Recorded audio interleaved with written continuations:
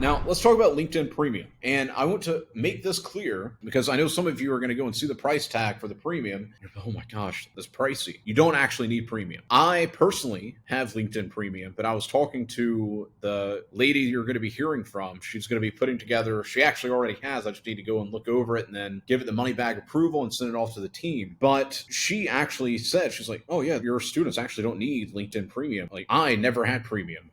I was like, really? So yeah, whenever I start taking on clients using your methods, I had never had premium. So you don't actually need LinkedIn Premium. Obviously, there are some benefits to having LinkedIn Premium, but you can actually go out and be closing clients, making $2,000, $3,000, $4,000, $5,000 a month and use the free version of LinkedIn. So I just want to make that clear. But if you do want more features, you'll need to upgrade to LinkedIn Premium, and premium tiers let you view more search results beyond the default 100, save more than 3 searches the free account allows. Premium accounts are preferable for businesses. So like once you've taken on a few clients, at that point you could consider taking on LinkedIn Premium. But until then, once again, like you don't even need to worry about it. So I'm just going to skip past this slide because I just don't want you to sit here thinking, oh man, I have to pay for premium. No, you don't. You can close thousands of dollars worth of clients with the free version. You just need to be intentional. That's it. Like even the young lady you're going to be hearing from, she was making, what was it, like $4,000 a month, something like that. She was doing that every single month, and she had the free version. So you can make up to $2,000,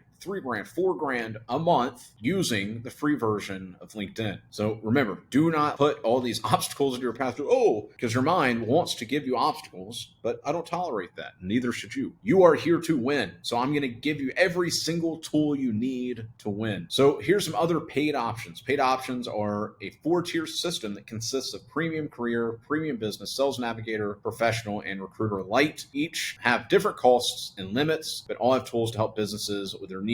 Once again, the caveat, you don't need any of this. I'm just showing you the future of once you have a couple grand coming in a month. So let's say you're making $2,000 a month, you could look into getting some of these premium options. And I want you to have a very clear understanding of what each of those do. But for the time being, focus on the free version. So the Premium Career costs $29.99 per month and allows 5 in-mails, which are basically just messages to people outside of your connections per month, access to on-demand learning videos and applicant insights. And I literally added this right before sitting down to record. Let me be clear, you can use the free option to close clients. I'm just explaining what the next step is when you have more money bags flowing in. Business Premium, $60 a month. But once again, you don't actually need it. Not yet. Sales Navigator, don't need to worry about this either. They're just trying to sell this for people that have, like, let's say you're making like $5,000, $10,000 a month. At that point, you actually have a business. Then sure, this would be useful, but it's not going to be useful anytime soon. Even when you're making a couple grand a month, you'll be fine. You don't need to worry about this stuff. Like Recruiter Lite, you don't even need it. It's the highest tier. It's $139 a month or $119 monthly billed annually, and it grants you access to numerous search and recruiting tools and projects. I was talking to a client of mine who they run a very big brand. It's like a offline brand. They just got into Amazon as well, but they've got like their own stores and stuff. And he uses this, but he's one of those people that he's got, I have no idea the total amount of stores in the US alone, but he's got dozens of stores, and sure, they use this, but they use it to hire new people and all that type of stuff. So you don't need to actually worry about it. So how do you display your own work with LinkedIn Portfolio? A LinkedIn Portfolio is a featured section in your LinkedIn profile. Your profile contains samples of your work. People who view your profile can look through your samples to get a sense of how you perform your work. So think about it like this. If your resume tells people what you can do, your portfolio shows it. So obviously telling people what you can do, that's cool. If you could show it, then that's at the point where they're going to be like, okay, where can I send the money? Because if you can show it, instead of just talk, you're always going to close the client. So add a post, add an article, add a link, or add media. To add a link to your work, select a link and then paste the URL of the content you want to import. Don't forget to add a title and a description to your link. So once that's done, you're good. Number 6, target your audience. One of the best ways to ensure your content does well on LinkedIn is to cater each post to a specific audience. Organic targeting allows you to target posts. So I've already went over that. And then common LinkedIn mistakes. The following mistakes could hurt your chances of making meaningful connections or or finding new opportunities on LinkedIn. Avoid these sometimes costly errors. Number one is not writing your own summary. Rather than having a publicist write a third-person summary of who you are and what you do, write the summary as your genuine, authentic self. I've seen too many people, they sit down and they try to act like they're some big PR company and they write in third person and all this other stuff. Dylan Madden is an email copywriter based out of Dubai. Like, who cares?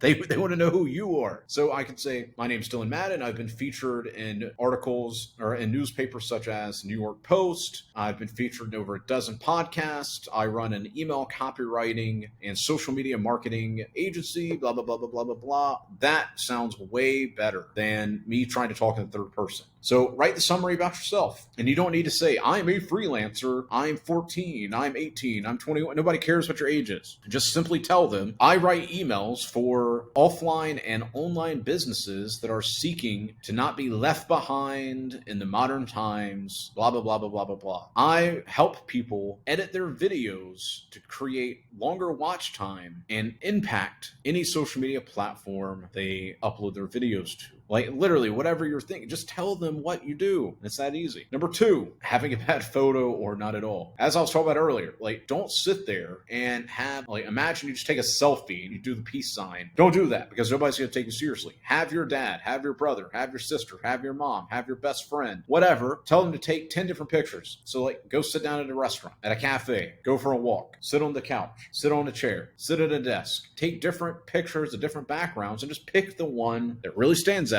and you'll be good. Number three, sending generic invitations. It's easy for other users to ignore your messages if you use generic language and don't provide a reason for them to engage. Like if you just use the stereotypical generic invitation thing that is just automatically there by default, well, yeah, they're probably not going to engage with you. But if you add something, you give them a reason to connect with you, and it sounds genuine, well, they're probably going to connect with you. So keep that in mind. You're talking to a real human being, not some random pixel on a screen. Number four, not being consistent. So you need to be active. LinkedIn loves you more when you're active. So if you're literally just showing up every single day, one post a day, one post a day, one post a day, one post a day, you're connecting with 5 to 10 people, boom, boom, boom, every single day, and you're being consistent, you're going to move forward. You're going to get more connections. You're going to get more engagement. But versus if you connect with like 5, 10 people one day, and then a week goes by, and then you make one post, and then 3 days go by, and then you connect with a few more people, and then 2 weeks go by, and then you make another post. Well, bro, I mean, do you actually want to get rich, or are you just acting like you do? So if you actually want to get rich, if you actually want to grow your LinkedIn, you need to be posting daily and connecting daily and engaging daily.